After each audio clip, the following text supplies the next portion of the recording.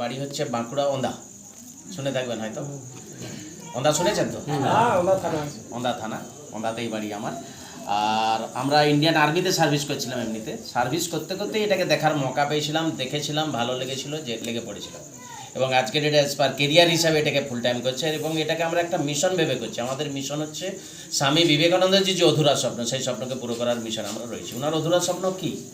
যে আমাদের প্রতিটি হিন্দু পরিবারে ভাগবত গীতা তো আছে, কিন্তু সেটা লাল সালুতে মোড়া, পূজার জায়গাতে আমরা রেখে দিচ্ছি, তাই না? 99.9% মানুষের কাছে এর কোনো নলেজ নেই।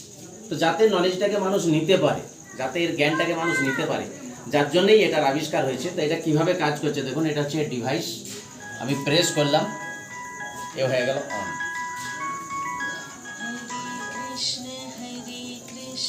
কৃষ্ণ কৃষ্ণ হরে হরে হরে রাম রাম রাম হরে হরে। এরপরে দেখুন এটা খোলা এরিয়া, যার জন্য একটু সাউন্ড কম আসছে। ঘরের ভিতরে যদি আমরা শুনি এটা সাউন্ডও একদম পারফেক্ট আসবে। এখানে দেখুন টাচ করলাম, এই বইটার সাথে হয়ে গেল কানেক্ট।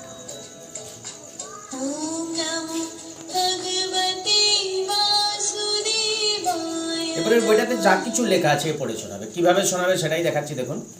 এটাতে সব থেকে প্রথম 180খানা ফটো আছে যেগুলো কথা বলছে। প্রত্যেকটা ফটো কথা বলছে, যে কোনো জায়গায় যে কোনো ফটোতে টাচ করবেন, কথা বলবেন।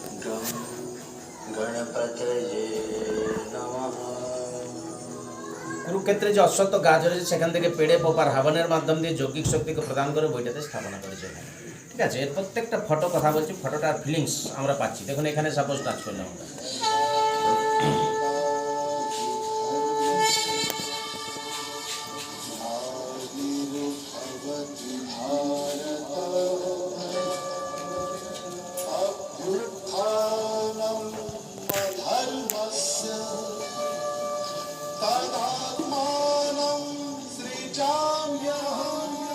আমাদের প্রথম পূজ্য দেবতাকে ভগবান শ্রী গণেশ, তাই না? এখান থেকে দেখুন গণেশ আরতি শোনার মৌকা পাচ্ছি আমরা।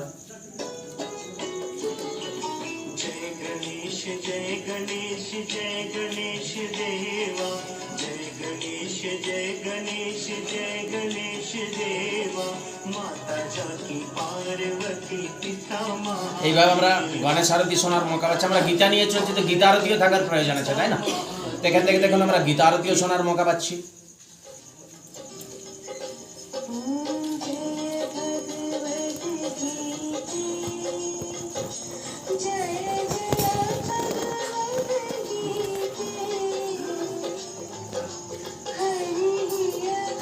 এইভাবে আমরা গীতা আরতি শোনার মৌকা পাচ্ছি। গীতার মেন হিরোকে ভগবান শ্রীকৃষ্ণ, এখান থেকে দেখুন আমরা কৃষ্ণ আরতিও শোনার মৌকা পাচ্ছি।